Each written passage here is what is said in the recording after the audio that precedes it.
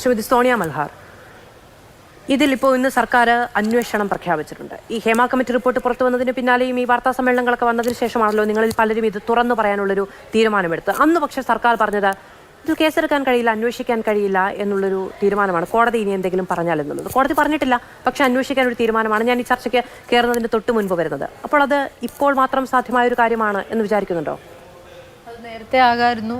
അപ്പം ആരെയൊക്കെ സംരക്ഷിക്കാൻ അല്ലെങ്കിൽ അവരിൽപ്പെട്ടവരും ഉണ്ടാവും എന്നുള്ളൊരു തോന്നലൊക്കെ ഉണ്ടാവുമല്ലോ. കാരണം ഇതിനകത്ത് അലിഗേഷൻസ് നടക്കുമ്പോഴും ഈ 4 വർഷത്തിനകത്ത് എന്തെല്ലാം സംഭവങ്ങൾ ഇപ്പോഴാണല്ലോ കമ്മിറ്റിയുടെ റിപ്പോർട്ട് പുറത്തു വരുന്നത്. സ്വാഭാവികമായിട്ടും ഇതൊക്കെ നേരത്തെ തന്നെ 6 മാസത്തിൽ കൂടുതൽ എടുക്കുമോ അല്ലെങ്കിൽ ഒരു 3 മാസത്തിൽ കൂടുതൽ എടുക്കുമോ? ഇതൊക്കെ 1.5 കോടി രൂപ സർക്കാരിൻ്റെ, നമ്മുടെ പാവപ്പെട്ട നമ്മൾ ഓരോരുത്തരുടെയും നികുതി പണം കൊണ്ട് എന്ത് അന്വേഷണത്തിന് ഇത്രയും ഒരു കാലതാമസം, അത് പുറത്തു വരാൻ 4 വർഷം പിന്നെയും ഇത് വരുന്നു. അപ്പോൾ ഇതൊക്കെ നേരത്തെ തന്നെ ചെയ്യാമായിരുന്ന ഒരു സ്റ്റേറ്റിൻ്റെ ഉത്തരവാദിത്തങ്ങളിൽ നിന്ന് ഒളിച്ചോടുന്ന പോലെ വീണ്ടും അന്വേഷണ കമ്മിറ്റികളെ വെക്കുകയും നമ്മുടെ നികുതി പണം കൊണ്ട് ആഘോഷങ്ങളാക്കി പോകാവുന്ന ഒന്നല്ല ഈ പെൺകുട്ടികളുടെയൊക്കെ ജീവിതം എന്ന് പറയുന്നത്. അപ്പോൾ അതുകൊണ്ട് സ്റ്റേറ്റിന് നട്ടലുണ്ടെങ്കിൽ, ഉത്തരവാദിത്തമുണ്ടെങ്കിൽ, ആർജവമുണ്ടെങ്കിൽ വളരെ വേഗം സ്പീഡി ആയിട്ടുള്ള ആക്ഷൻ എടുക്കുക. അത് ലീഗലി തന്നെ. ഇപ്പോൾ സ്റ്റേറ്റിനെ മാത്രം പറഞ്ഞുകൊണ്ട് കാര്യമില്ല. ഇവിടുത്തെ നീതി ന്യായ വ്യവസ്ഥയാണ് നമ്മളൊക്കെ എന്താ പറയുക വിശ്വസിക്കുന്നത്.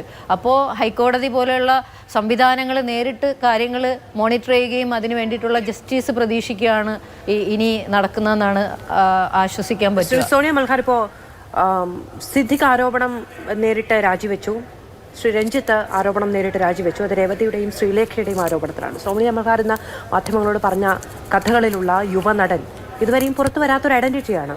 കൂടുതൽ ആളുകൾ ഇത്തരത്തിൽ അവർ ഉണ്ട് എന്ന് വിചാരിച്ചിരുന്ന അധികാര സ്ഥാനങ്ങളിൽ നിന്ന് ഇറങ്ങിപ്പോകേണ്ടി വരുമോ? അല്ലെങ്കിൽ ഏറ്റവും ചുരുങ്ങിയത് പ്രേക്ഷകരുടെ മനസ്സിൽ നിന്നെങ്കിലും?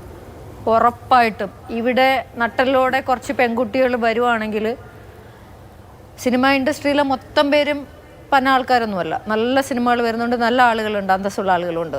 കുറച്ച് പുഴുക്കുത്തുകൾ ചെയ്യുന്ന കാര്യങ്ങൾ പറയാൻ തൻ്റെ ഇടത്തോടെ പെൺകുട്ടികൾ വരികയാണെങ്കിൽ പല സിംഹാസനങ്ങളും താഴെ വീണ് തല തല്ലിച്ചാകും. ആ അവസ്ഥയാണ്. കേരളത്തിലൊക്കെ നമ്മളെല്ലാവരും മുക്കത്ത് വിരൽ വയ്ക്കും. അത്രത്തോളം വൃത്തികേടുകൾക്ക് കൂട്ടുനിൽക്കുകയും അത്രത്തോളം വൃത്തികേടുകൾ കാണിക്കാനും പേടിയില്ലാത്ത ആളുകൾ, പണം, സമ്പത്ത്, പദവി, അവരുടെ സെലിബ്രിറ്റി സ്റ്റാർഡം, ഇതൊക്കെ അവർക്ക് എന്തും കാണിക്കാന്നുള്ള ഒരു ലൈസൻസിലേക്ക് പോകുന്നതാണ്. അപ്പോൾ തീർച്ചയായിട്ടും പെൺകുട്ടികൾ, നിങ്ങൾക്ക് അലിഗേഷൻ ഉണ്ടെങ്കിൽ ഉറപ്പായിട്ടും അത് വന്ന് ഇപ്പോൾ ശ്രീമതി രേവതി കാണിച്ചതുപോലെയുള്ള ഒരു ആർജവം കാണിക്കാൻ പെൺകുട്ടികളൊക്കെ വരുവാണെങ്കിൽ ഏറ്റവും നല്ലതായിരിക്കും. ഇപ്പോൾ ചോദിക്കും നിങ്ങൾ എന്തുകൊണ്ട് പേര് പുറത്ത് പറയുന്നില്ല എന്നുള്ളത്. അപ്പോൾ 2013 നടന്ന ആ ഒരു സംഭവത്തിൽ അദ്ദേഹം എന്നോട് മാപ്പ് പറയുകയും പിന്നീട് ഈ വർഷം വരെയും ഞങ്ങൾ സുഹൃത്തുക്കളാണ്, ഒരു വാക്കുകൊണ്ട് പോലും, ഒരു നല്ല സുഹൃത്തെന്നതിലപ്പുറം ഒരു മെസ്സേജ് പോലും കൊണ്ട് നമ്മളെ വേദനിപ്പിക്കുകയോ ചെയ്തിട്ടില്ല.